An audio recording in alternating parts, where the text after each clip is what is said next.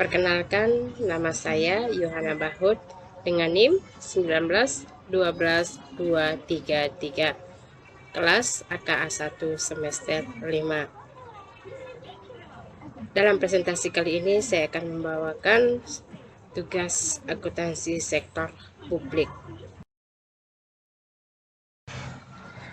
Dalam presentasi ini ada 3 pokok pembahasan yang akan saya presentasikan dalam video ini.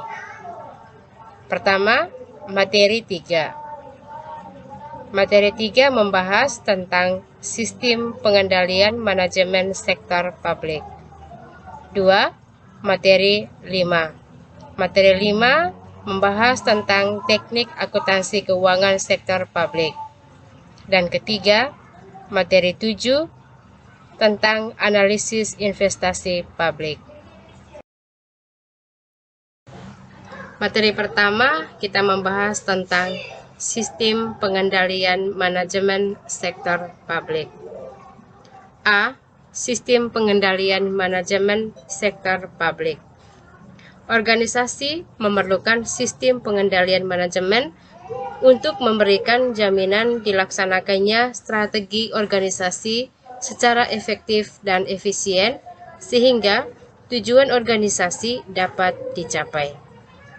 Pengendalian manajemen meliputi beberapa aktivitas, yaitu 1. Perencanaan, 2. Koordinasi antar berbagai bagian dalam organisasi, 3. Komunikasi informasi, 4. Pengambilan keputusan, 5. Motivasi orang-orang dalam organisasi agar berperilaku sesuai dengan tujuan organisasi, 6. Pengendalian, dan 7. Penilaian kinerja.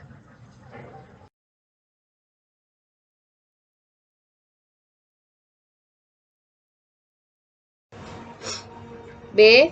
Tipe pengendalian manajemen.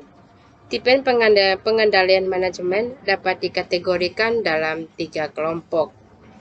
Pertama, pengendalian preventif.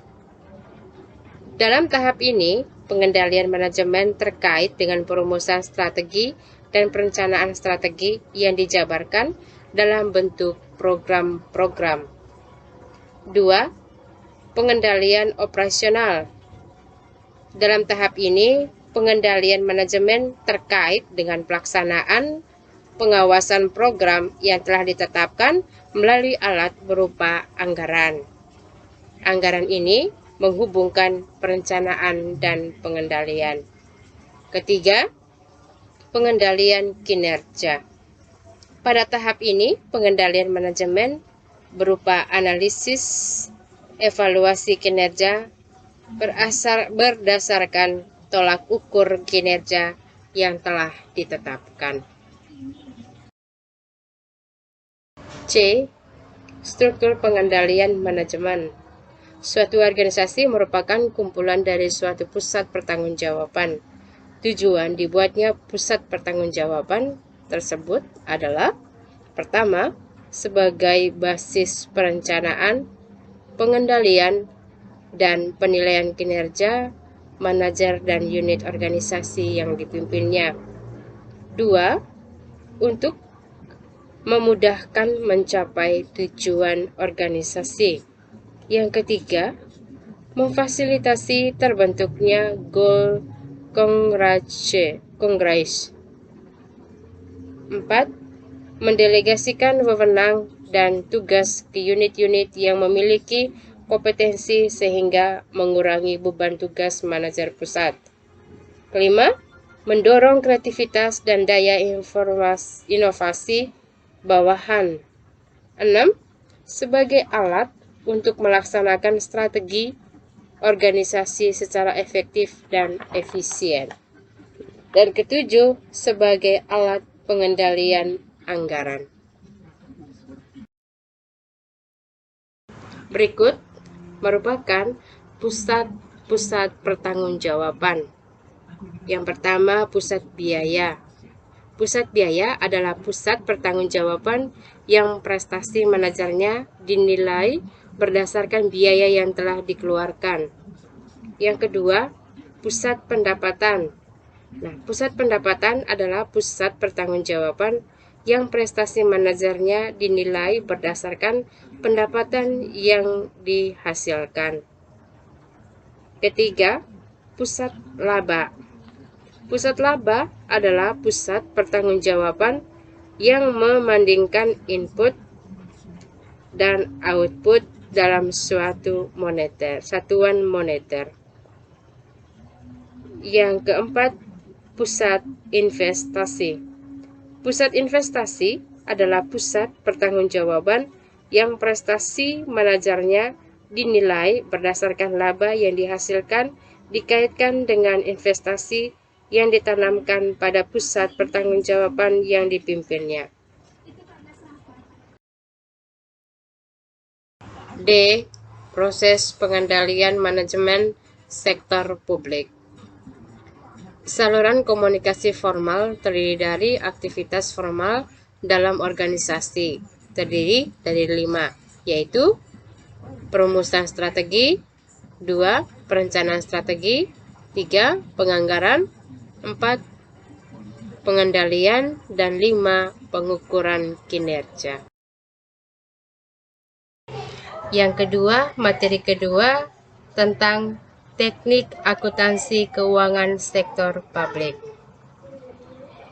1. Standar akuntansi sektor publik.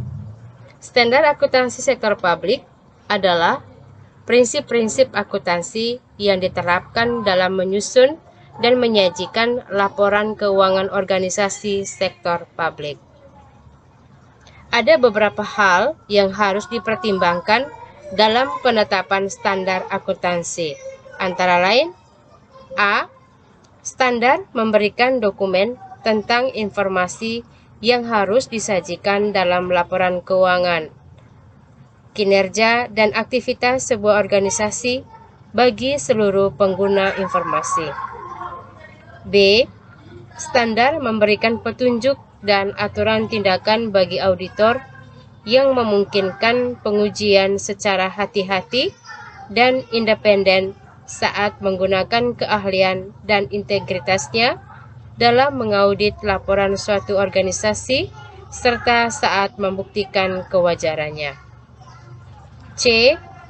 Standar memberikan petunjuk tentang kumpulan data yang perlu disajikan yang berkaitan dengan berbagai variabel yang patut dipertimbangkan dalam bidang perpajakan, regulasi, perencanaan, serta regulasi ekonomi dan peningkatan efisiensi ekonomi serta tujuan sosial lainnya.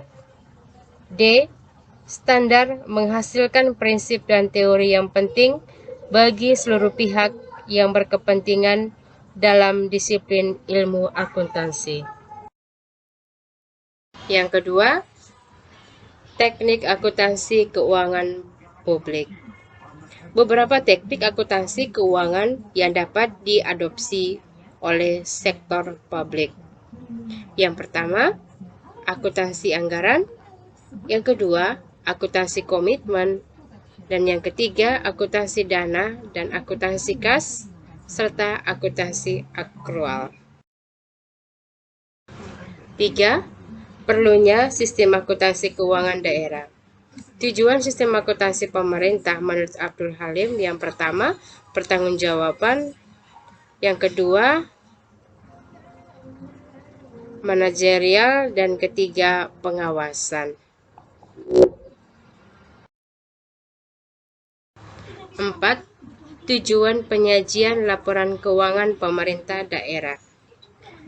Secara garis besar, tujuan umum penyajian laporan keuangan oleh pemerintah daerah adalah: pertama, untuk memberikan informasi yang digunakan dalam pembuatan keputusan ekonomi, sosial, dan politik, serta sebagai bukti pertanggungjawaban dan pengelolaan. Kedua, untuk memberikan informasi yang digunakan untuk mengevaluasi kinerja manajerial dan organisasional.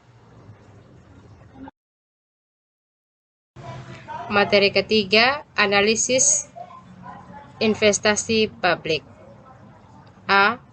Program investasi publik.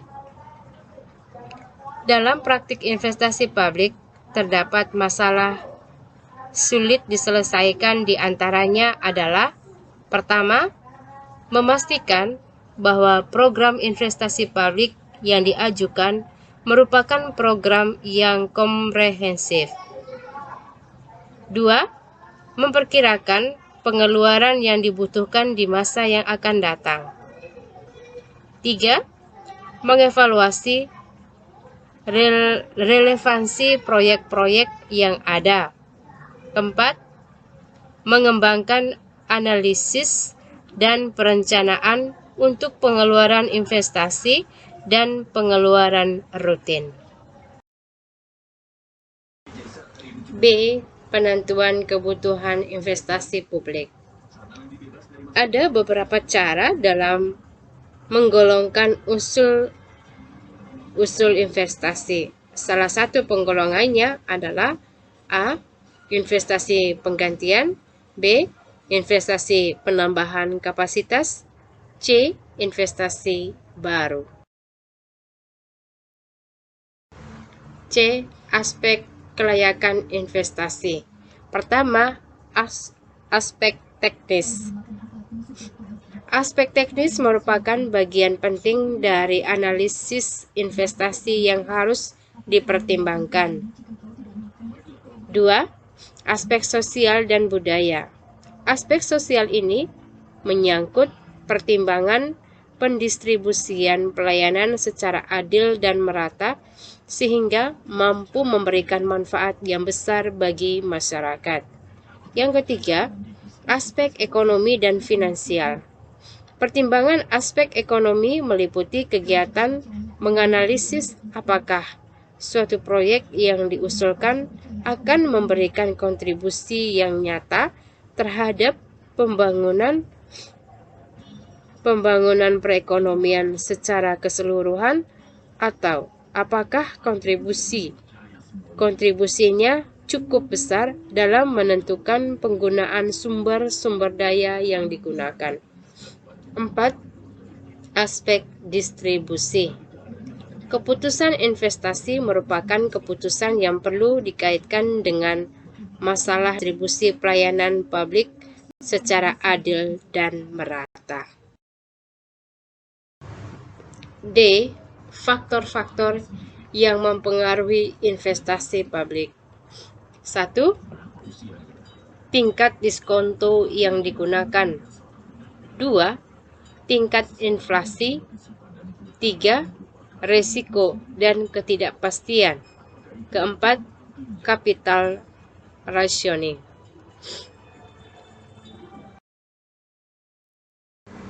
E. Teknik dasar penilaian investasi publik. 1. Identifikasi kebutuhan investasi sangat sederhana. B. Menentukan semua manfaat dan biaya dari proyek yang akan dilaksanakan.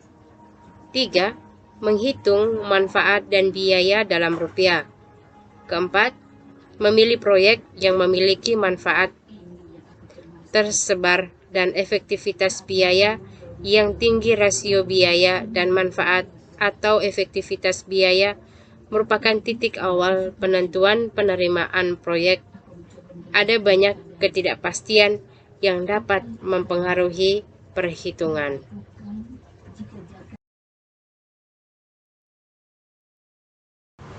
Langkah-langkah dalam melaksanakan analisis efektivitas biaya adalah: 1. Menentukan jumlah dan waktu atas semua biaya modal. 2.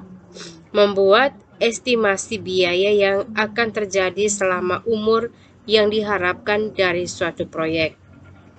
3. Membuat estimasi output terukur yang diharapkan dari suatu proyek. 4.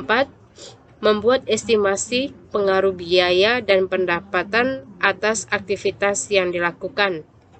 5. Mendiskontokan biaya dan manfaat yang dapat diukur untuk memungkinkan perbandingan.